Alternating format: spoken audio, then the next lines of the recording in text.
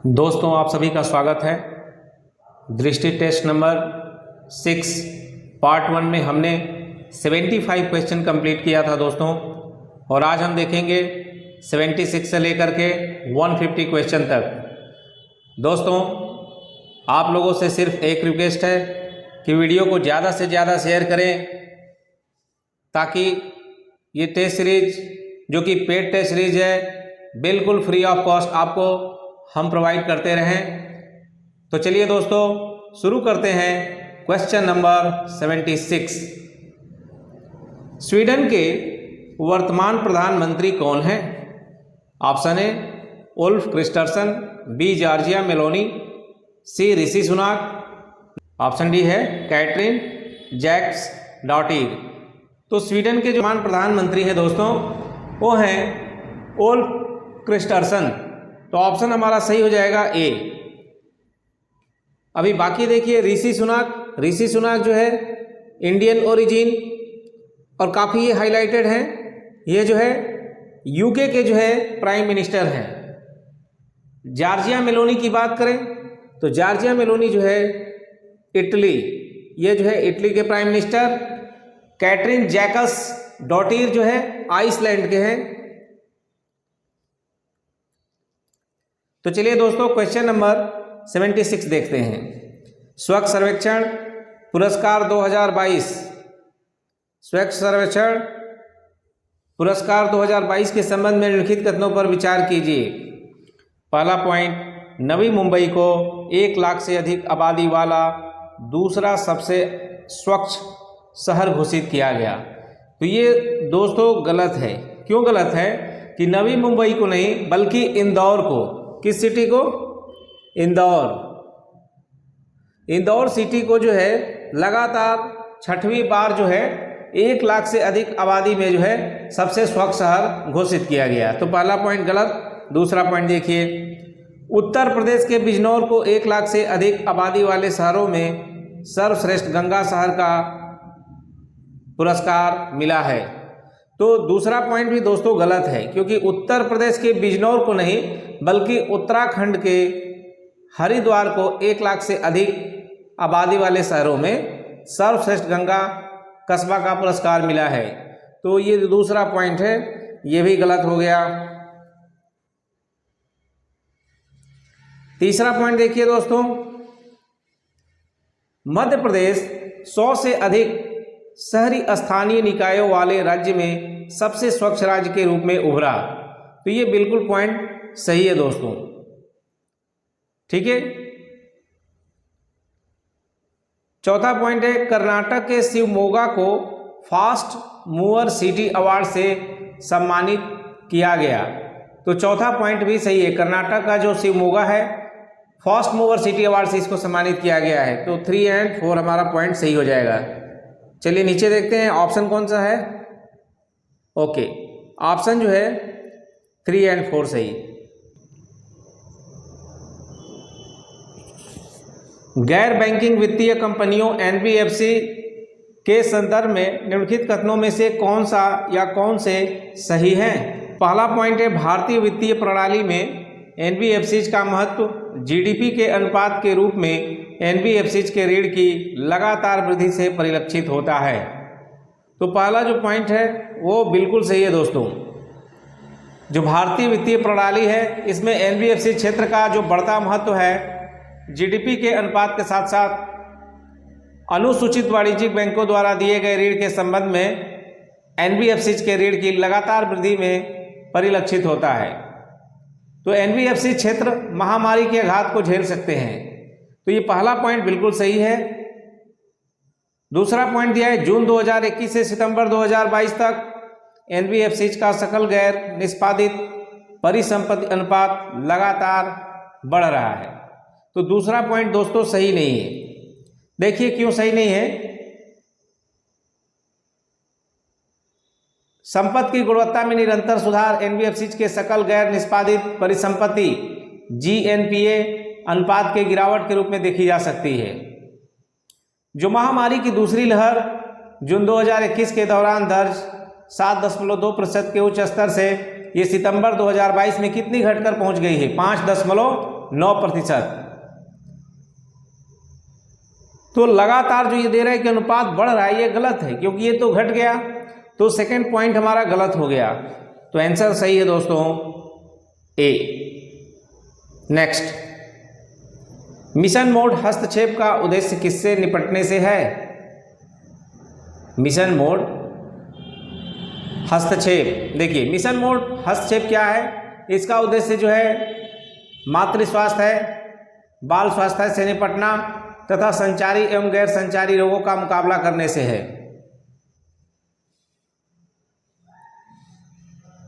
दूसरा पॉइंट देखिए क्या दिया, पहला दिया संक्रामक बीमारी, इससे निपटने से है, तो बिल्कुल संक्रामक जो बीमारी है इससे निपटने से है।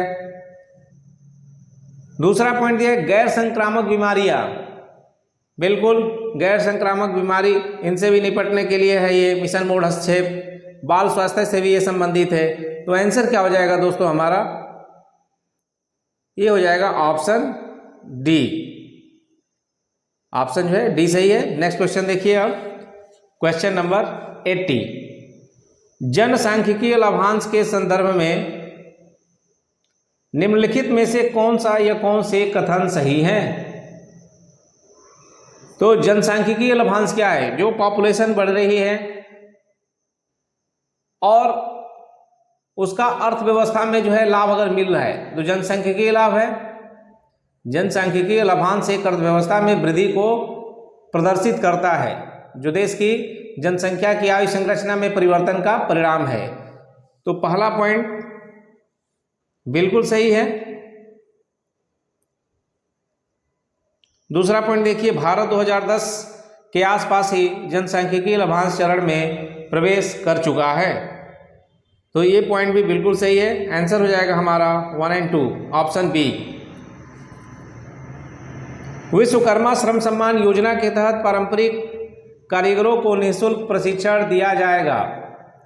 तो ये जो है विश्वकर्मा जो श्रम सम्मान योजना है, इसके तहत 6 दिन की जो है प्रशिक्षण दिया जाएगा। तो पहला पॉइंट दोस्तों सही है। नेक्स्ट क्वेश्चन 82,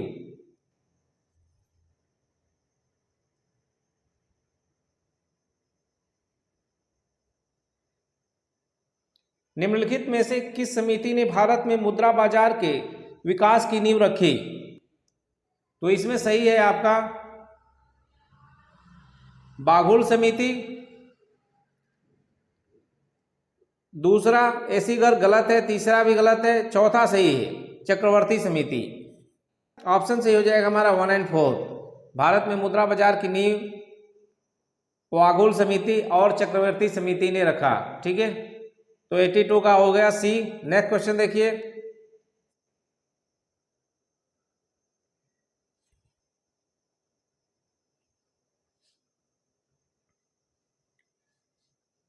सूची 1 और सूची 2 केंद्र दिए गए हैं और उनसे रिलेटेड जो है उद्योग दिया हुआ है। ये काफी इंपॉर्टेंट है दोस्तों, इसको ध्यान से देखिए।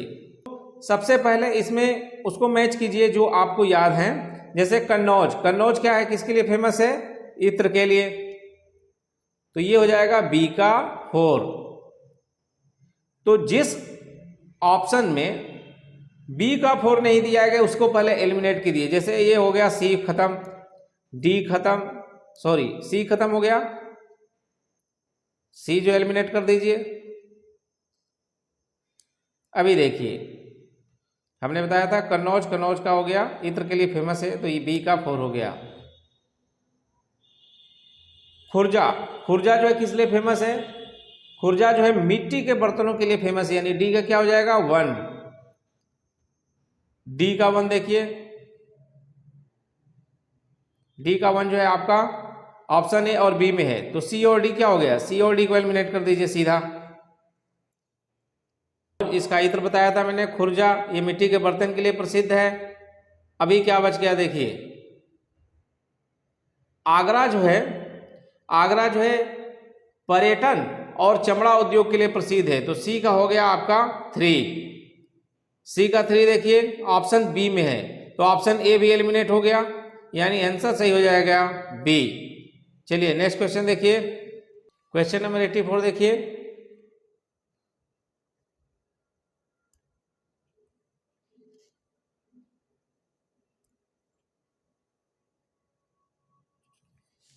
क्वेश्चन नंबर 84, संसद सदस्य स्थानीय क्षेत्र विकास योजना शुरू की गई थी। जो संसद सदस्य स्थानीय क्षेत्र विकास योजना है ये कब शुरू हुआ? तो आंसर सही है दोस्तों 1993 में। जो एमपी लैड सांसद स्थानीय क्षेत्र विकास है एक केंद्रीय क्षेत्र की योजना है जिसको दिसंबर 1993 में शुरू किया गया। तो हमारा ऑप्शन हो जाएगा ए। केंद्रीय बजट 2023-24 में मिष्टी शब्द का संबंध है। ऑप्शन ए आम के उत्पादन से, ऑप्शन बी मैंग्रोव वृक्षारोपण से, सी दुग्ध उत्पादन से और ऑप्शन डी है मिसाइल उत्पादन से। तो बताइए दोस्तों कौन सा सही है? देखिए ये जो है केंद्रीय बजट 2023-24 मिष्टी जो शब्द का संबंध है ये है मैंग्रोव वृक्षारोपण से, यानी ऑप्शन हमारा बी सही हो गया। नेक्स्ट क्वेश्चन 86, प्राइम के संदर्भ में निम्नलिखित में से कौन सा या कौन से कथन सही हैं? पहला पॉइंट, अग्नि प्राइम का हाल ही में भारतीय अंतरिक्ष अनुसंधान संगठन द्वारा परीक्षण किया गया। पहला पॉइंट, अग्नि प्राइम का हाल ही में भारतीय अंतरिक्ष अनुसंधान संगठन द्वारा परीक्षण किया गया, सही है ये? नहीं, बिल्कुल सही नहीं है। अग्नि प्राइम का जो है भारतीय अंतरिक्ष अनुसंधान संगठन द्वारा परीक्षण नहीं होता है। जो भी मिसाइलें हैं उसको कौन करेगा? इसका परीक्षण डीआरडीओ ने किया, तो पहला इसलिए गलत है, इसरो ने नहीं किया। जो ये आपका दिया है भारतीय अंतरिक्ष अनुसंधान संगठन, यानी इसका मतलब इसरो हुआ, जो कि गलत है। यहाँ पे होना चाहिए था डीआरडीओ। ठीक है, रक्षा अनुसंधान और विकास संगठन डीआरडीओ करता है, डिफेंस रिसर्च डेवलपमेंट ऑर्गेनाइजेशन का ये काम है अग्नि प्राइम का टेस्टिंग करना, तो इसलिए पहला गलत हो गया। दूसरा पॉइंट, यह 2 चरणों वाली कनस्त्रीकृत मिसाइल है, बिल्कुल दूसरा पॉइंट सही है आपका। तो चलिए देखते हैं कि ऑप्शन जो है सी सही है। नेक्स्ट 87, निम्नलिखित में से कौन सा देश विश्व में चीनी का सबसे बड़ा उत्पादक देश है?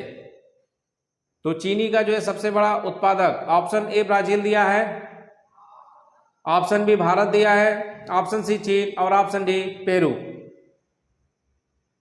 विश्व में जो चीनी का सबसे बड़ा उत्पादक है दोस्तों ये है अपना प्यारा देश भारत, यानी इंडिया। नेक्स्ट क्वेश्चन, आर्थिक सर्वेक्षण 2022-23 के अनुसार दिसंबर 2022 के अंत तक कितनी कॉरपोरेट दिवाला समाधान प्रक्रियाएं CIRP शुरू हो चुकी थी? तो ये जो है insolvency and bankruptcy court IBC ने दबावग्रस्त फर्मों के बाहर निकलने की सुविधा दी है, जिससे दुर्लभ आर्थिक संसाधनों को अधिक उत्पादक उपयोग के लिए आवंटित किया गया है। तो ये आपसे पूछा है कि कॉरपोरेट दिवाला समाधान प्रक्रिया CIRP शुरू हो चुकी थी, कितने इसमें शामिल हैं बताइए? तो ये जो है 5000 से अधिक इसमें जो है शामिल हैं। ऑप्शन हमारा ए सही है। नेक्स्ट क्वेश्चन 89, निम्नलिखित में से कौन सा यूनिवर्सल बेसिक इनकम का घटक नहीं है? यूनिवर्सल बेसिक इनकम यानी UBI, यूनिवर्सल बेसिक इनकम, यह एक सामाजिक राजनीतिक वित्तीय हस्तांतरण नीति प्रस्ताव है जिसमें किसी दिए गए देश के सभी नागरिक कानूनी रूप से निर्धारित और समान रूप से सरकार द्वारा भुगतान किया जाने वाला वित्तीय अनुदान जो है प्राप्त करते हैं। इस मूल आय को राष्ट्रीय, क्षेत्रीय या स्थानीय स्तर पर लागू किया जा सकता है। यूनिवर्सल बेसिक इनकम बिना शर्त है। इसके लिए जरूरी है कि सिर्फ नागरिक होने के नाते हर व्यक्ति को अपनी जरूरतों को पूरा करने के लिए बुनियादी आय का अधिकार होना चाहिए। भारतीय आर्थिक सर्वेक्षण 2016-17 में इस बात पर प्रकाश डाला गया कि UBI नागरिकों को राज्य के साथ पितृसत्तात्मक और ग्राहकवादी संबंधों से मुक्त करता है। जो है यूनिवर्सल बेसिक इनकम का जो है घटक नहीं है। बाकी सार्वभौमिकता भी है, आवधिक भी है और बिना शर्त। तो नेक्स्ट क्वेश्चन देखिए, क्वेश्चन नंबर 90। भारत के चुनाव आयोग द्वारा निम्नलिखित में से किसे राष्ट्रीय आइकन घोषित किया गया? चुनाव आयोग ने जो है ये पंकज त्रिपाठी को, चुनाव आयोग ने जो है पंकज त्रिपाठी को जो है आइकन घोषित किया था। भारत के चुनाव आयोग ने पंकज त्रिपाठी को भारत का राष्ट्रीय आइकन बनाया है। तो ऑप्शन हमारा सही हो जाएगा ए। नेक्स्ट क्वेश्चन, हाल ही में उत्तर प्रदेश सरकार ने उत्तर प्रदेश सौर ऊर्जा नीति 2022 को लागू करने के लिए कितनी राशि प्रस्तावित किया है? इसको नोट करो दोस्तों, मोस्ट इंपॉर्टेंट, इस क्वेश्चन के आने के पूरे संभावना है। हाल ही में उत्तर प्रदेश सरकार ने उत्तर प्रदेश सौर ऊर्जा नीति 2022 को लागू करने के लिए कितनी राशि प्रस्तावित की है? सौर ऊर्जा नीति के तहत इसके लिए बजट जो है पेश किया 317 करोड़ का। तो ऑप्शन सही हो जाएगा हमारा ऑप्शन ए। नेक्स्ट क्वेश्चन देखिए, संगठित मुद्रा बाजार के संदर्भ में निम्नलिखित में से कौन सा या कौन से कथन सही है? पहला पॉइंट, भारत सरकार 14 दिन के ट्रेजरी बिल और 91 दिन के ट्रेजरी बिल जारी करती है। तो पहला पॉइंट गलत है दोस्तों, क्योंकि 5 टाइप के जो है ट्रेजरी बिल सरकार पास करती है। एक आपका जो है 14 दिन के लिए, एक आपका जो है 14 दिन रहता है नीलामी के लिए, आपका 91 दिन का भी है और 182 दिन का है और एक आपका 364 दिन का है। 1 2 3 4 5, तो 5 टाइप के जारी करती है। यहाँ पर केवल 2 दिया है, 14 दिन का ट्रेजरी बिल और 91 दिन का। दैट्स वाई पहला जो ऑप्शन है आपका क्या हो गया? गलत। दूसरा पॉइंट देखिए, कॉल मनी मार्केट वाणिज्यिक बैंकों द्वारा निजी ऋणदाताओं को जारी करता है। कॉल मनी मार्केट मूल रूप से एक अंतरबैंक मुद्रा बाजार है, जहां पर आमतौर से 1 दिन के लिए ही उधार लिया जाता है। यही कारण है कि इसे रातों रात उधार लेने वाले बाजार के रूप में भी कॉल मनी मार्केट कहा जाता है। इस निधि को अधिकतम 14 दिनों की अवधि के लिए ही उधार उठाया जा सकता है। जो निजी ऋणदाता दिया है ऐसा नहीं है। ये दूसरा पॉइंट भी किया है, गलत हो गया।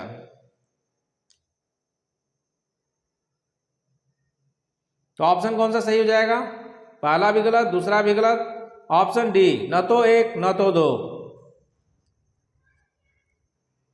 नेक्स्ट क्वेश्चन, निम्नलिखित में से कौन से महात्मा गांधी राष्ट्रीय ग्रामीण रोजगार गारंटी अधिनियम 2005 के उद्देश्य हैं? पहला पॉइंट दिया है ग्रामीण साक्षरता, सही नहीं है क्योंकि इसका टारगेट ग्रामीण साक्षरता से संबंधित नहीं है। देखिए 1991 में जो है पीवी नरसिम्हा राव जो प्रधानमंत्री थे उसमें, पीवी नरसिम्हा राव, उनके द्वारा इसको प्रस्तावित किया गया। इसका जो मेन उद्देश्य था, मेन जो गोल था, वो भारतीय श्रम कानून और सामाजिक सुरक्षा, काम के अधिकार की गारंटी देना है। ठीक है, काम के अधिकार की गारंटी देना है। 1 अप्रैल 2008 से जो है भारत के सभी जिलों में इसको लागू किया गया। नरेगा को जो है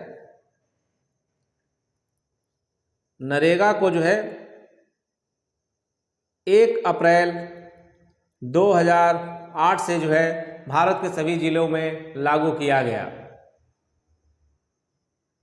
मनरेगा का जो उद्देश्य है क्या है वो देख लीजिए, काफ़ी इंपॉर्टेंट है। यह काम के अधिकार की गारंटी देता है। इसके तहत आवेदक के आवास के 5 किलोमीटर के दायरे में रोजगार मुहैया कराना है। आवेदन के 15 दिनों के भीतर काम नहीं दिया जाता है तो आवेदक को बेरोजगारी भत्ता पाने का हकदार है।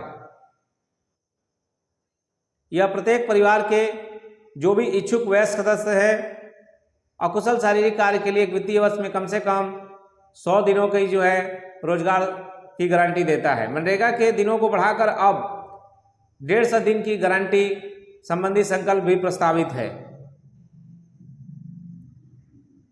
यह सड़कों, नहरों, तालाबों को जैसी टिकाऊ परिसंपत्तियों के सृजन में सहायता करता है। मनरेगा पर्यावरण की रक्षा, ग्रामीण महिलाओं के सशक्तिकरण, ग्रामीण शहरी प्रवास को कम करने और सामाजिक समानता, सामाजिक समता या समानता को बढ़ावा देता है। तो देखिए हमारा जो है चौथा पॉइंट सही हो गया। टिकाऊ परिसंपत्ति का सृजन करता है, ये भी सही हो गया। ग्रामीण शहरी प्रवास, जो ग्रामीण शहरी प्रवास है, गांव के लोग जो शहरों की तरफ प्लान करते हैं, इसको भी जो है रोकता है। तो ये 2, 3, 4 बिल्कुल सही है। तो ऑप्शन कौन सा सही हो जाएगा हमारा? डी। ऑप्शन सही हो गया डी, 2, 3, 4। चलिए नेक्स्ट क्वेश्चन। 20 सूत्रीय कार्यक्रम टीपीपी के संदर्भ में निम्नलिखित में से कौन सा या कौन से कथन सही है? पहला दिया है टीटीपी दूसरी केंद्रीय योजना थी जिसे जुलाई 1983 में शुरू किया गया। ये 20 सूत्रीय कार्यक्रम है जिसको जुलाई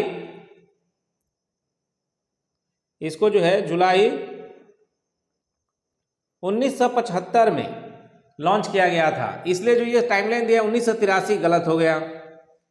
दूसरा पॉइंट देखिए, टीपीपी जो 20 सूत्रीय कार्यक्रम है, इसका उद्देश्य गरीबी रेखा से नीचे रहने वाले लोगों के जीवन की गुणवत्ता में सुधार करने से है। तो ये पॉइंट बिल्कुल सही है। दूसरा ऑप्शन कौन सा सही हो जाएगा हमारा? सी। चलिए टेक कीजिए और आगे बढ़िए। दोस्तों क्वेश्चन नंबर 95, केंद्रीय बजट 2023-24 के अनुसार राज्यों को राजकोषीय घाटे की अनुमानित होगी। तो ये सही है, 3.5%। राजकोषीय घाटा का अनुमान कितना है? 3.5% का। नेक्स्ट क्वेश्चन देखिए, question number 96, of Maali Almeida पुस्तक के लेखक कौन हैं? तो ये सही है दोस्तों, सेहान करोड़ा तिलक।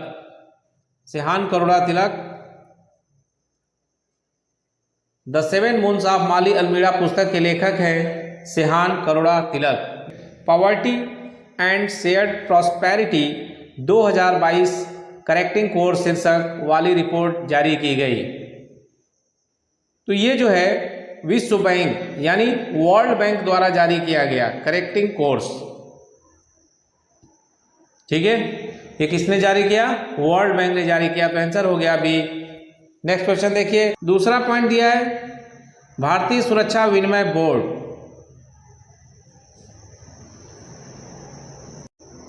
क्वेश्चन नंबर 98, अक्टूबर 2020 में अंतर्राष्ट्रीय वित्तीय सेवा केंद्र प्राधिकरण IFSCA द्वारा निम्नलिखित में से किस घरेलू क्षेत्र के नियामकों की शक्ति ग्रहण की गई है? पहला पॉइंट दिया भारतीय दूरसंचार नियामक प्राधिकरण यानी telecom regulatory authority of India. ये गलत है दोस्तों। ठीक है, दूसरा पॉइंट दिया है भारतीय सुरक्षा विनिमय बोर्ड यानी security exchange board of India. ये बिल्कुल सही है। तीसरा है भारतीय नियामक प्राधिकरण बोर्ड यानी insurance development authority of India IRDA। ये भी सही है। भारतीय रिजर्व बैंक, ये भी सही है। तो ऑप्शन हो जाएगा हमारा दोस्तों 2, 3, 4। नेक्स्ट क्वेश्चन देखिए, क्वेश्चन नंबर 99, भारत में बैंकों के राष्ट्रीयकरण के संदर्भ में निम्नलिखित में से कौन सा या कौन से कथन सही है? पहला पॉइंट दिया है वर्ष 1969 में 30 बैंकों का राष्ट्रीयकरण किया गया। तो पहला पॉइंट गलत हो गया दोस्तों, क्योंकि बैंकों का जो राष्ट्रीयकरण है वो 19 जुलाई 1969 को हुआ और यहाँ दिया है 30 बैंक, जो कि गलत है, क्योंकि उस समय जो है केवल 14 बैंकों का ही राष्ट्रीयकरण किया गया था। कितने बैंकों का नेशनलाइजेशन हुआ? नेशनलाइजेशन जो है आपका 14 बैंकों का हुआ, 14 बैंक्स। और उस समय जो है ड्यूरिंग दैट टाइम, उस समय प्रधानमंत्री थी इंदिरा गांधी। इसलिए क्या हो गया, पहला पॉइंट जो है गलत हो गया। 30 बैंक को दिया गया है कि 30 बैंक का राष्ट्रीयकरण हुआ, इसलिए गलत है। दूसरा पॉइंट देखिए, सरकार ने व्यवसायों को प्रोत्साहित करने के लिए बैंकों का राष्ट्रीयकरण करने का निर्णय लिया। तो दूसरा पॉइंट जो है सही है। आंसर हो जाएगा हमारा सी। नेक्स्ट क्वेश्चन, क्वेश्चन नंबर 100, निम्नलिखित में से किसे भारत का पहला 24/7 सौर ऊर्जा संचालित गांव घोषित किया गया? दोस्तों इसे नोट कर लीजिए, मोस्ट इंपॉर्टेंट क्वेश्चन है और इस टाइप के क्वेश्चन जो है रिपीट होते हैं बहुत। इसको नोट कर लीजिए, 3 स्टार लगाइए। आंसर सही है मोढेरा। मोढेरा कहाँ पे है? मोढेरा जो है आपका गुजरात में है। गुजरात के मेहसाणा जिले में मोढेरा गांव है और इसको जो है 24/7 सौर ऊर्जा संचालित गांव घोषित किया गया है, इसलिए आंसर हमारा डी सही है। नेक्स्ट क्वेश्चन, उत्तर प्रदेश सरकार ने गोरखपुर औद्योगिक कॉरिडोर के लिए कितनी राशि प्रस्तावित की है? तो 200 करोड़ रुपए जो है गोरखपुर औद्योगिक कॉरिडोर के लिए राशि बजट में पेश किया गया है। नेक्स्ट क्वेश्चन नंबर 102, निम्नलिखित में से कौन दो सही सुमेलित नहीं है? हमको ये बताना, ये पॉइंट पे ध्यान दीजिएगा, नहीं दिया हुआ है यहाँ, यही हमको पता लगाना है कि कौन दो सही सुमेलित नहीं है। आरबीआई के सामने दिया है कि कमोडिटी अथॉरिटी एक्सचेंजेड ट्रेडेड फ्यूचर्स, जो कि गलत है, क्योंकि आरबीआई जो है रिलेटेड है credit product savings and remittances, credit उत्पाद बचत और प्रेषण से संबंधित है। पहला गलत हो गया। दूसरा ईड़ा बीमा उत्पाद से संबंधित है, तो बिल्कुल सही है। सेबी जो है कमोडिटी आधारित एक्सचेंज बोर्ड, यानी इससे सही है। तो दूसरा पॉइंट यह जो दिया है क्रेडिट उत्पाद बचत प्रेषण, गलत है, क्योंकि सेबी जो है commodity based exchange traded future से संबंधित है, यानी पहला गलत, तीसरा गलत। चौथा पीएफआरडीए पेंशन उत्पाद, ये बिल्कुल सही है। यहाँ ये पूछा है कि कौन से दो सही सुमेलित नहीं है, तो पहला और तीसरा। ऑप्शन देखिए, ऑप्शन बी सही है। यही पूछा था कौन दो सुमेलित नहीं है, तो पहला और तीसरा सुमेलित नहीं है, तो ऑप्शन बी। दोस्तों वीडियो को ज़्यादा से ज़्यादा शेयर कीजिए ताकि दूसरे जो है स्टूडेंट्स को भी लाभ प्राप्त हो सके। इसे ज़्यादा से ज़्यादा शेयर कीजिए और हमें भी मोटिवेट कीजिए। दोस्त एक टेस्ट सीरीज खरीदने में आपको 6-7 हज़ार रुपये लग जाएंगे, आपको जस्ट फ्री ऑफ कॉस्ट दिया जा रहा है। बस इतना सा रिक्वेस्ट है कि वीडियो को आप ज़्यादा से ज़्यादा लाइक कीजिए, शेयर कीजिए, और जिससे जो है लगातार जो है आपको टेस्ट सीरीज मिलता रहे। चलिए क्वेश्चन नंबर देखते हैं 103। समृद्धि का उपयुक्त मापदंड है उसका per capita income. Per capita income निकालेंगे कैसे? कुल सकल घरेलू उत्पाद, कुल सकल घरेलू उत्पाद यानी gross national product, gross national product GNP। इसमें जो है वहाँ की टोटल जो पॉपुलेशन है उससे आप डिवाइड कर दीजिए, भाग दे दीजिए, तो आपको जो है पर कैपिटा इनकम प्राप्त हो जाएगा।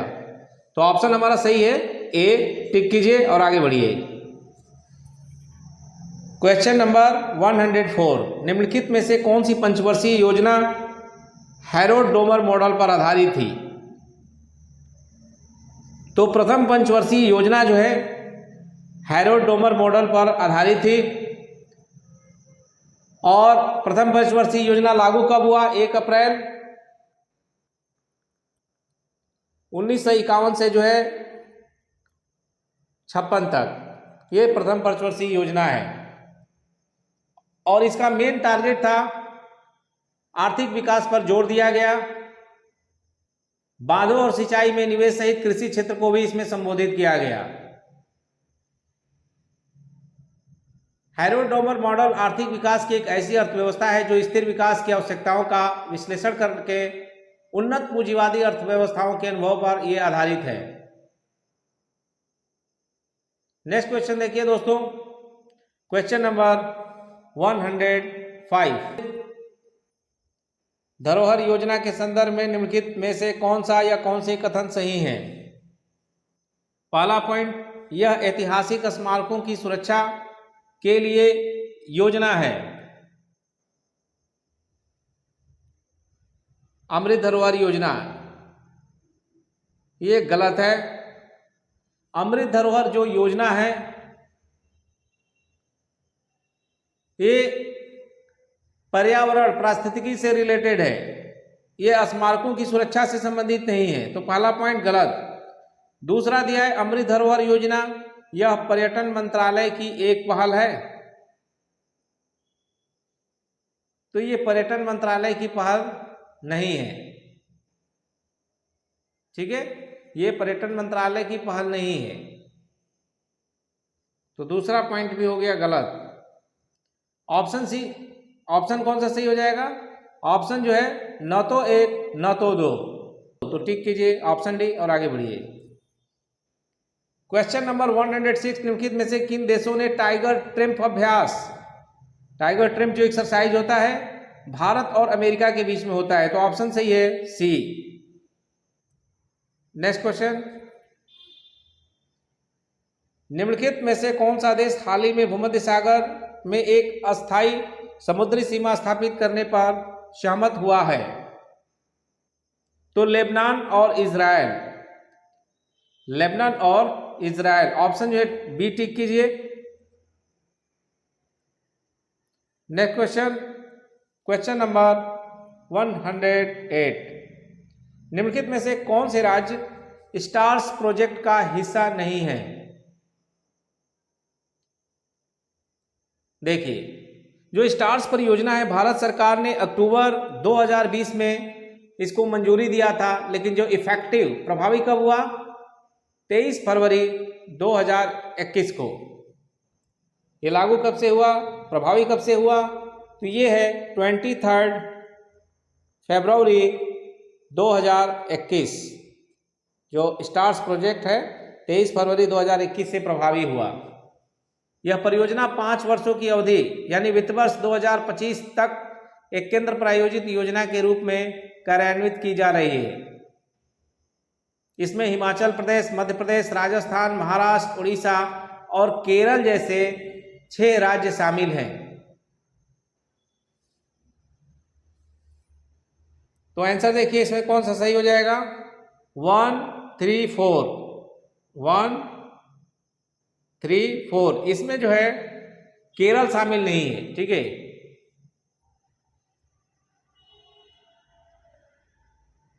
ऑप्शन डी सही है। नेक्स्ट देखिए क्वेश्चन, क्वेश्चन नंबर 109, निम्नलिखित में से किस बैंक का भारतीय स्टेट बैंक में विलय नहीं किया गया था? Option A Bharatiya Mahila Bank, option B State Bank of Travancore, option C Dena Bank और option D State Bank of Mysore. तो जो देना बैंक है, देना बैंक का जो है एसबीआई में विलय जो है नहीं किया गया। भारतीय स्टेट बैंक निम्न बैंकों का एक बैंकर, भारतीय स्टेट बैंक निम्न बैंकों का एंकर बैंक है, जैसे state Bank of Bikaner and Jaipur, state Bank of Hyderabad, state Bank of Mysore, state Bank of Patiala, state Bank of Travancore, भारतीय महिला बैंक, विजया बैंक। और जो देना बैंक है ये 1 अप्रैल 2019 से बैंक ऑफ बड़ौदा में इनका विलय हुआ है। याद रखिएगा, जो विजया बैंक है और देना बैंक, इनका जो विलय है 1 अप्रैल 2019 से बड़ौदा, बैंक ऑफ बड़ौदा में विलय हो गया है। तो आंसर सी सही हो जाएगा। चलिए नेक्स्ट क्वेश्चन, वैश्विक बहुआयामी गरीबी सूचकांक 2022 के संदर्भ में निम्नलिखित में से कौन सा या कौन से कथन सही है? पहला दिया है नाइजीरिया में दुनिया भर में सबसे ज्यादा गरीब लोग रहते हैं। ये पहला पॉइंट गलत है। ठीक है, पहला पॉइंट देखिए, ये बोल रहा है कि नाइजीरिया में सबसे ज्यादा गरीब लोग रहते हैं, तो ऐसा नहीं है, पहला पॉइंट हो गया गलत। दूसरा, यह सूचकांक संयुक्त राष्ट्र विकास कार्यक्रम द्वारा जारी किया गया।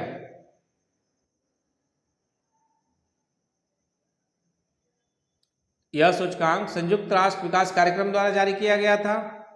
यस, ये पॉइंट सही है, दूसरा पॉइंट सही है। तो आंसर कौन सा सही हो जाएगा हमारा? केवल 2 यानी सी। क्वेश्चन नंबर 110, वैश्विक बहुआयामी गरीबी सूचकांक 2022 के संदर्भ में निम्नलिखित में से कौन सा या कौन से कथन सही हैं? पहला पॉइंट है नाइजीरिया दुनिया भर में सबसे ज़्यादा गरीब लोग रहते हैं, तो पहला पॉइंट जो है दोस्तों बिल्कुल गलत है। दूसरा पॉइंट, यह सूचकांक संयुक्त राज्य विकास कार्यक्रम द्वारा किया गया था, बिल्कुल सही है, तो ऑप्शन हो जाएगा सी सही। Next question, question number 111, Uttar Pradesh budget 2023-24 की थीम क्या है? दोस्तों ये इंपॉर्टेंट है, स्टार मार्क लगाइए इसको। जो हमारा बजट है उत्तर प्रदेश का, यूपी का 2023-24 का, इसका थीम है आत्मनिर्भर उत्तर प्रदेश के लिए समावेशी विकास, यानी and inclusive growth to self reliant Uttar Pradesh. तो ऑप्शन ए टिक कीजिए दोस्तों, आगे बढ़िए। वित्तीय क्षेत्र विकास परिषद FSDC के अध्यक्ष हैं, तो ये जो है केंद्रीय वित्त मंत्री, केंद्रीय जो है वित्त मंत्री, केंद्रीय वित्त मंत्री दोस्तों कौन है अभी? श्रीमती जो है निर्मला सीतारमण, निर्मला सीतारमण। चलिए नेक्स्ट क्वेश्चन देखिए। अभी संगठन की स्थापना कब हुई? तो ये जो है 1951 में स्थापना हुई केंद्रीय सांख्यिकी संगठन का जो है। इसका मुख्यालय कहाँ पे है? नई दिल्ली में है।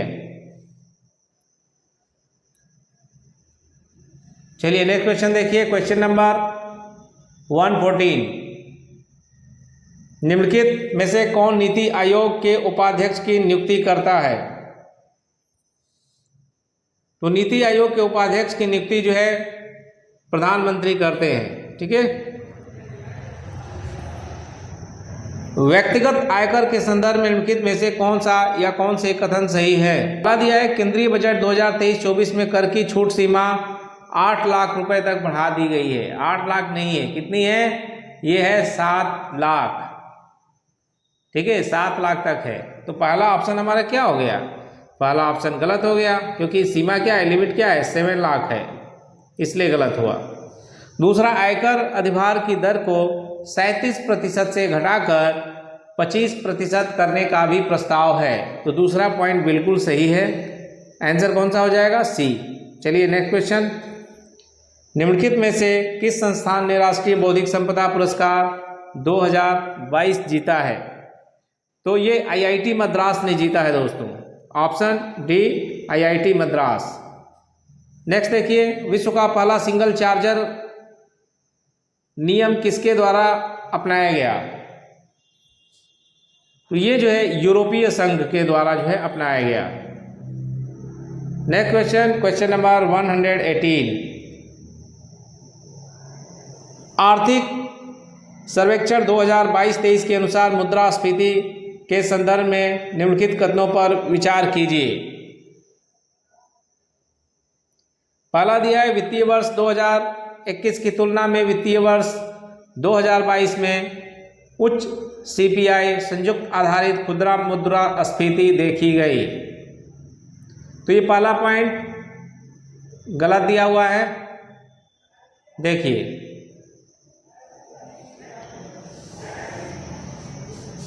वित्तीय वर्ष 2021 की तुलना में वित्तीय वर्ष 22 में न्यूनतम आधारित खुदरा मुद्रास्फीति देखी गई। न्यूनतम जो है दिखा गया, और यहाँ लिखा है उच्च, तो ये पहला जो है पॉइंट इसलिए गलत हो गया। ये जो पॉइंट है उच्च नहीं बल्कि न्यूनतम, मिनिमम यहाँ पे देखा गया, इसलिए हमारा पहला पॉइंट गलत हो गया। दूसरा, वित्तीय वर्ष 2022 के दौरान तेल और वसा, ईंधन और प्रकाश और परिवहन और संचार ने उच्च मुद्रास्फीति दर्ज की।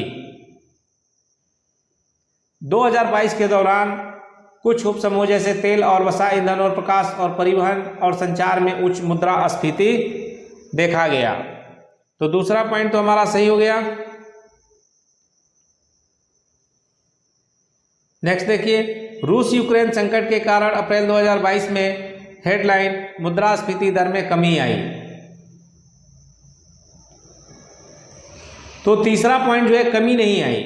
वित्तीय वर्ष 2023 की शुरुआत रूस यूक्रेन संकट के साथ हुआ, जिसके कारण अप्रैल 2022 में हेडलाइन मुद्रास्फीति की जो है उच्च दर को दर्ज किया गया। यहाँ दिया दर में कमी आई, इसलिए गलत हो गया। RBI ने वित्तीय वर्ष 2023 के लिए 6.8% मुद्रास्फीति का अनुमान लगाया है। तो चौथा पॉइंट बिल्कुल सही है, आरबीआई ने फाइनेंशियल ईयर 23 के लिए 6.8% की मुद्रास्फीति का अनुमान लगाया है। तो ये पॉइंट बिल्कुल सही है। तो हमारा ऑप्शन कौन सा सही हो जाएगा दोस्तों? 2 और 4, यानी ऑप्शन देखिए सी में है 2 और 4। 119 श्रिंकफ्लेशन के संबंध में निम्नलिखित कथनों पर विचार करना है। पहला, यह प्रक्षण मुद्रास्फीति का एक रूप है। पहला पॉइंट बिल्कुल सही है। दूसरा पॉइंट, इसे व्यवसाय और शैक्षणिक अनुसंधान में एक मुफ्त पैकेज डाउन साइजिंग के रूप में जाना जाता है। दूसरा पॉइंट भी सही है। तीसरा, श्रिंकफ्लेशन का प्राथमिक कारण कम उत्पादन करना है। तो तीसरा पॉइंट जो दिया है दोस्तों, ये गलत है। ये उच्च उत्पादन लागत श्रिंकफ्लेशन का प्राथमिक कारण है। कम उत्पादन दिया है यहाँ पे, तो श्रिंकफ्लेशन का जो प्राथमिक कारण है उच्च उत्पादन, इसलिए गलत हो गया। चौथा पॉइंट, श्रिंकफ्लेशन बाजार में प्रतिस्पर्धा के अभाव में होता है। तो ये अभाव में नहीं होता है, जब तीव्र बाजार होता है तब होता है। तो ये चौथा पॉइंट भी गलत हो गया। तो ऑप्शन हमारा सही हो जाएगा 1 और 2, यानी ऑप्शन ए टिक कीजिए। लिट्स इंडेक्स 2022 के संदर्भ में लिखित में से कौन सा या कौन से कथन सही हैं? पहला, उत्तर प्रदेश को इस इंडेक्स में अचीवर स्टेट्स की श्रेणी में रखा गया। पहला पॉइंट बिल्कुल सही है। दूसरा, यह राज्यों के बीच प्रतिस्पर्धा का माहौल बनाने के लिए आयोजित किया जाता है। दूसरा पॉइंट भी सही है। तो ऑप्शन सही हो जाएगा हमारा बी 1 और 2। चलिए दोस्तों, नेक्स्ट क्वेश्चन, क्वेश्चन नंबर 121। वर्ष 2023-24 में उत्तर प्रदेश सरकार के बजट में कितनी किसान पाठशालाओं के आयोजन का प्रस्ताव रखा गया है? तो ये जो है 17,000 पाठशालाओं का जो है प्रस्ताव रखा गया है। Option B. नेक्स्ट क्वेश्चन देखिए, वित्तीय वर्ष। नेक्स्ट क्वेश्चन देखिए, भारतीय रिजर्व बैंक आरबीआई के संदर्भ में निम्नलिखित में से कौन सा या कौन से कथन सही है? पहला, आरबीआई की स्थापना 1 अप्रैल 1936 को हुई। पहला पॉइंट बिल्कुल गलत है। ये जो है 1935 में हुआ था, इसलिए गलत हो गया। इसका राष्ट्रीयकरण 1949 में हुआ, तो ये बिल्कुल सही है। हिल्टन यंग कमीशन की सिफारिशों के आधार पर भारतीय रिजर्व बैंक की स्थापना हुई। भारत में आरबीआई का जो राष्ट्रीयकरण है वो 1949 में हुआ, इसलिए हमारा दूसरा जो पॉइंट है बिल्कुल सही है। आंसर हो जाएगा सी। नेक्स्ट क्वेश्चन, निम्नलिखित युगों में कौन सही सुमेलित है? इसमें आपको पता करना है कि कौन से सही दिया गया है। पहला, भिलाई ऑस्ट्रेलिया, तो ये बिल्कुल गलत है। भिलाई जो है ऑस्ट्रेलिया दिया है, ये क्या है? गलत है। भिलाई इस्पात संयंत्र जो है सोवियत संघ के सहयोग से 1955 में किया गया था, इसलिए ये गलत हो गया पहला पॉइंट। ये ऑस्ट्रेलिया सही नहीं है, बल्कि यहाँ पे सोवियत संघ यानी कि रूस के सहयोग से बना था, गलत हो गया पहला। दूसरा, दुर्गापुर जो इस्पात संयंत्र है वो ब्रिटेन के सहयोग से बना था, तो इसलिए ये गलत हो गया। यहाँ गलत हो गया, ये ब्रिटेन के सहयोग से बना, ये रूस के सहयोग से बना। ठीक है। तीसरा, राउरकेला जर्मनी, तो राउरकेला जो है जर्मनी के सहयोग से बना था 1955 में, तो ये बिल्कुल सही है। तीसरा सी सही है। चौथा देखिए डी, बोकारो जो है दिया है स्पेन, ये गलत है। बोकारो जो इस्पात संयंत्र है ये भी सोवियत संघ के सहयोग से 1964 में बना, ये झारखंड में है। तो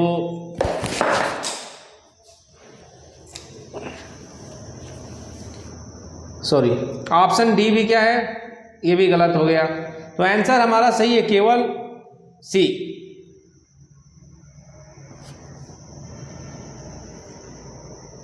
विमल जालान समिति संबंधित थी। बिमल जालान समिति जो है किससे संबंधित है? आरबीआई ने बिमल जालान की अध्यक्षता में ऑप्शन ए आभासी मुद्रा के विनिमयन से, तो ये गलत है। ऑप्शन बी देखिए, आरबीआई के मौजूदा आर्थिक पूंजी ढांचे की समीक्षा, बिल्कुल सही है। आरबीआई ने बिमल जालान की अध्यक्षता में भारतीय रिजर्व बैंक के मौजूदा आर्थिक पूंजी ढांचे की समीक्षा के लिए जो है एक विशेषज्ञ समिति का गठन किया था, इसलिए बी जो है पॉइंट सही है। सी दिया है गैर बैंकिंग वित्तीय संस्थाओं के संचालन से, नहीं ये गलत है। ऑनलाइन भुगतान प्रणाली के अनुकूल ढांचे से, ये भी गलत है, तो केवल ऑप्शन बी सही है। नेक्स्ट क्वेश्चन देखिए, केंद्रीय बजट 2023-24 के अनुसार स्टार्टअप इकोसिस्टम में भारत को कौन सी रैंक हासिल हुई? तो भारत को जो है स्टार्टअप इकोसिस्टम में जो है तीसरी जो है रैंक हासिल हुई, यानी थर्ड रैंक। नेक्स्ट क्वेश्चन देखिए, हाल ही में जागृति यादव एक दिन के लिए ब्रिटिश उच्चायुक्त बनी, वह कहां से संबंध रखती हैं, किस स्टेट से? बताइए। ये है लखनऊ से। नेक्स्ट क्वेश्चन, उत्तर प्रदेश दुग्धशाला विकास एवं दुग्ध उत्पादन प्रोत्साहन नीति 2022 के संदर्भ में निम्नलिखित में से कौन सा या कौन से कथन सही है? देखिए, इस नीति का उद्देश्य दुग्ध प्रसंस्करण के स्तर को 10% से बढ़ाकर 25% करना है। जो लेवल ऑफ मिल्क प्रोसेसिंग है वो 10 to 25 करना है, बिल्कुल सही है पहला पॉइंट। 128 हाउसिंग प्राइस इंडेक्स के संदर्भ में है, ये कौन सा कथन सही आपको बताना है। पहला पॉइंट, हाउस प्राइस इंडेक्स आवास और शहरी मामलों के मंत्रालय द्वारा प्रकाशित किया जाता है। आवास और शहरी मामलों के मंत्रालय द्वारा प्रकाशित किया जाता है, नहीं गलत है ये जो है एनएचबी राष्ट्रीय आवास बैंक, एनएचबी के द्वारा जो है प्रकाशित किया जाता है। एनएचबी राष्ट्रीय आवास बैंक द्वारा जो है प्रकाशित किया जाता है, इसलिए पहला पॉइंट गलत हो गया। दूसरा पॉइंट है एचपीआई मूल्यांकन मूल्य प्राथमिक ऋणदाता संस्थानों से एकत्रित आवासीय इकाइयों के मूल्यांकन मूल्य पर आधारित है, दूसरा पॉइंट बिल्कुल सही है, तो ऑप्शन हमारा सही हो जाएगा सी, 128 सी। नेक्स्ट, दक्षिण एशियाई मुक्त व्यापार क्षेत्र के संदर्भ में निम्नलिखित में से कौन सा या कौन से कथन सही है? पहला पॉइंट है, यह क्षेत्रीय सहयोग के लिए दक्षिण एशियाई संघ की एक मुक्त व्यापार संस्था है, तो बिल्कुल सही है पहला पॉइंट। दूसरा, समझौता 2006 में लागू हुआ, तो दूसरा पॉइंट भी सही है, ठीक है, तो आंसर हो जाएगा हमारा बी 1 और 2। नेक्स्ट क्वेश्चन, निम्नलिखित में से कौन सा ग्राफिक वर्क मुद्रास्फीति और बेरोजगारी के बीच संबंधित है? मुद्रास्फीति और बेरोजगारी के बीच जो संबंधित ग्राफ है कौन सा है? लॉरेंज है, कुजनेटस्क है, लाफर वक्र है, फिलिप्स वक्र है। तो दोस्तों ये इकोनॉमिक्स से सब्जेक्ट से पूछा गया है, तो आंसर हो जाएगा हमारा फिलिप वक्र। फिलिप वक्र अर्थव्यवस्था में मुद्रास्फीति और बेरोजगारी के बीच जो रिलेशन है इसको जो है प्रदर्शित करता है। आंसर जो है डी टिक कीजिए और आगे बढ़िए। हाल ही में उत्तर प्रदेश सरकार ने निम्नलिखित में से किस पहल के लिए 1000 करोड़ का प्रावधान किया है? तो ऑपरेशन कायाकल्प, इसके लिए 1000 करोड़ का प्रावधान किया है। नेक्स्ट क्वेश्चन नंबर 132, अस्थायी जमा सुविधा योजना के संदर्भ में निम्नलिखित में से कौन सा या कौन से कथन सही है? इसे बाजार में अतिरिक्त तरलता को अवशोषित करने के उद्देश्य से केंद्र सरकार द्वारा लागू किया जाता है, ठीक है, तो पहला जो पॉइंट दिया है ये गलत है। दूसरा, आरबीआई से पैसे उधार लेने के लिए केंद्र सरकार को सरकारी संपत्तियों के रूप में संपार्श्विक जमा करने की आवश्यकता है, ये भी गलत है, तो आंसर हो जाएगा डी सही, न तो 1 न तो 2 सही है। अब नेक्स्ट क्वेश्चन देखिए, 133। भारत में मुद्रा संबंधी नोटों की निर्गमन प्रणाली आधारित है, ये न्यूनतम कोष प्रणाली पर आधारित है। ऑप्शन सी टिक कीजिए।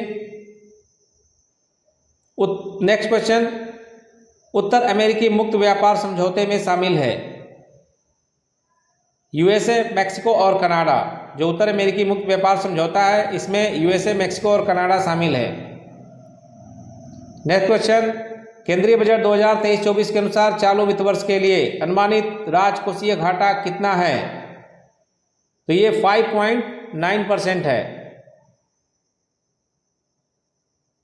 ऑप्शन जो है बी टिक कीजिए। नेक्स्ट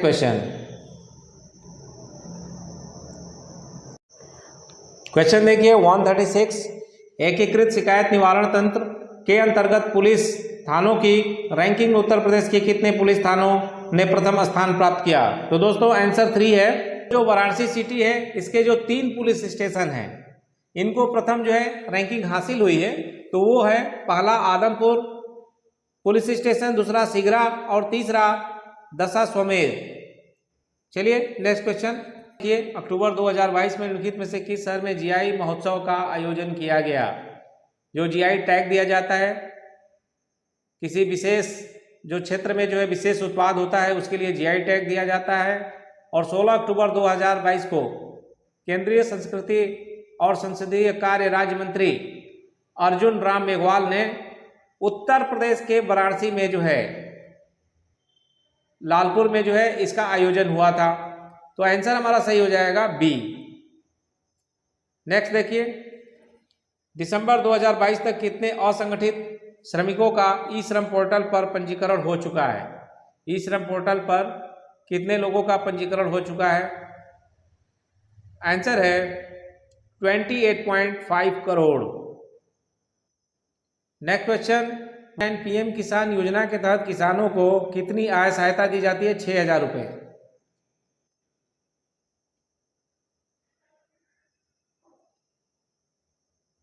क्वेश्चन 140,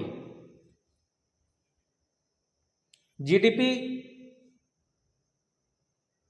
अस्फीति कारक परिभाषित किया जाता है। जीडीपी अपस्फीति कारक परिभाषित किया जाता है। तो आंसर इसमें ए सही है। सांकेतिक मूल्यों पर जीडीपी डिवाइडेड बाय स्थिर मूल्यों पर जीडीपी इंटू 100। ऑप्शन ए टिक कीजिए। नेक्स्ट क्वेश्चन, मुख्यमंत्री दुर्घटना बीमा योजना के संदर्भ में निम्नलिखित में से कौन से कथन सही हैं? पहला, उत्तर प्रदेश बजट 2023-24 में मुख्यमंत्री दुर्घटना बीमा योजना हेतु 12 करोड़ की व्यवस्था किया गया है। पहला पॉइंट बिल्कुल सही है। दूसरा, यह योजना असंगठित क्षेत्र के कामगारों से संबंधित है। दूसरा पॉइंट भी सही है। तो ऑप्शन हो जाएगा बी, टिक कीजिए। नेक्स्ट क्वेश्चन, निम्नलिखित में से कौन सी समिति बीमा क्षेत्र में सुधार से संबंधित थी? बीमा क्षेत्र में सुधार से संबंधित जो है कौन सी कमेटी है? Answer B, R N. मल्होत्रा समिति। वर्ष 1993 में बीमा क्षेत्र में सुधारों के लिए सिफारिशें करने के लिए आर.एन. मल्होत्रा भारतीय रिजर्व बैंक के पूर्व गवर्नर की अध्यक्षता में एक समिति का गठन किया गया था। तो आर.एन. मल्होत्रा समिति बिल्कुल सही है। टिक कीजिए बी और आगे बढ़िए। भारत में नियमित जनगणना निम्नलिखित में से किस वर्ष में शुरू हुई? बहुत ही इंपॉर्टेंट क्वेश्चन है। 1881 ईस्वी में।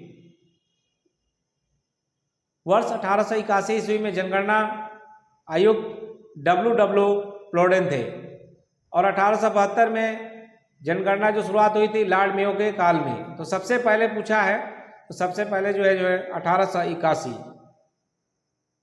किस वर्ष शुरू हुआ जनगणना? तो 1881 सही है। नेक्स्ट क्वेश्चन देखिए, अखिल भारतीय थोक मूल्य सूचकांक का आधार वर्ष 2004-05 से संशोधित किया गया है।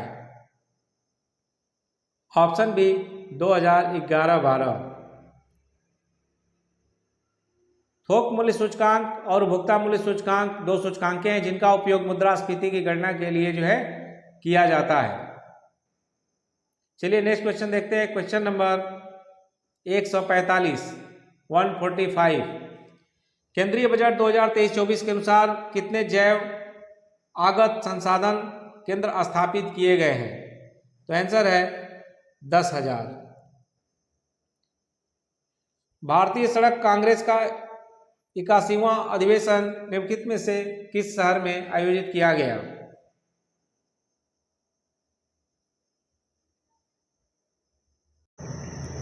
भारतीय सड़क कांग्रेस का 81वां अधिवेशन निम्नलिखित में से किस शहर में आयोजित किया गया? ए दिया है नागपुर, गलत है। बी जमशेदपुर, ये भी गलत है। सी रायपुर, ये भी गलत है। कहाँ पे हुआ? ये हुआ लखनऊ में। ठीक है, लखनऊ में हुआ, उत्तर प्रदेश की राजधानी है। और ये 8 से 11 अक्टूबर 2022 तक जो है आयोजन हुआ था। तो आंसर हो जाएगा हमारा डी, उपयुक्त में से कोई भी सही नहीं है, क्योंकि ये लखनऊ में वो ऑप्शन ही नहीं है। नेक्स्ट, उत्तर प्रदेश की धान क्रय नीति के संदर्भ में निम्नलिखित में से कौन सा या कौन से कथन सही है? पहला, इस नीति के तहत सामान्य ग्रेड के धान का न्यूनतम समर्थन मूल्य, ठीक है, 2040 प्रति क्विंटल निर्धारित किया गया है। मिनिमम सपोर्ट प्राइस MSP जो है, तो ये पहला बिल्कुल सही है, धान के लिए 2040 रुपया प्रति क्विंटल। दूसरा, किसानों के बायोमेट्रिक प्रमाणीकरण से धान की खरीदारी की जाएगी, तो दूसरा पॉइंट भी सही है। ऑप्शन कौन सा हो जाएगा? बी। नेक्स्ट क्वेश्चन, निम्नलिखित में से किस मंत्रालय ने उद्योगों के वार्षिक सर्वेक्षण 2019-20 का आयोजन किया? तो ये सही है, सी, ऑप्शन सी सही है। Ministry of Statistics and Programme Implementation, सांख्यिकी और कार्यक्रम कार्यान्वयन मंत्रालय ने इसको सर्वेक्षण किया, वार्षिक सर्वेक्षण, तो ये सही है अपना सी। नेक्स्ट क्वेश्चन, क्वेश्चन नंबर 149 देखिए। सूची 1 में दिया गया संस्थान और उनकी स्थापना जो है कब हुई है? इस टाइप के क्वेश्चन भी काफ़ी जो है रिपीट होते हैं एग्जाम में, तो इसको जो है ध्यान से देखिए। National stock exchange, national stock exchange जो है वर्ष 1992 में इसका स्थापना हुआ, तो ए का 3 हो जाएगा। दूसरा, इंटरकनेक्टेड स्टॉक एक्सचेंज बैंक, इसकी स्थापना जो है 1998 में हुआ, तो बी का हो गया 4, ए का 3 और बी का 4। ए का 3 जो है जिसमें नहीं है उसको तो पहले ही जो है आप एलिमिनेट कीजिए। ए का 3 जो है ए और बी में है, सी में नहीं है, सी में हमने कट कर दिया।